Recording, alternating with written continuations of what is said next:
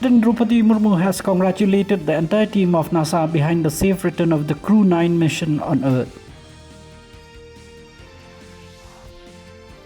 India has planned to have its space station, namely Bharat Antariksh Station, and if all plan goes well, an Indian astronaut will be on the moon by 2040. The government has adopted a zero-tolerance policy against terrorism, which has resulted in a significant reduction in the terror incidents in the country. Minister of External Affairs Dr. S. Jaishankar today addressed the growing convergence of national security and business decisions at Raisina Dialogue 2025 in New Delhi. Khelo India Para Games 2025 has launched its anthem, mascot and logo. The launch was done in the presence of Minister for Youth Affairs and Sports Dr. Mansukh Mandavia in New Delhi.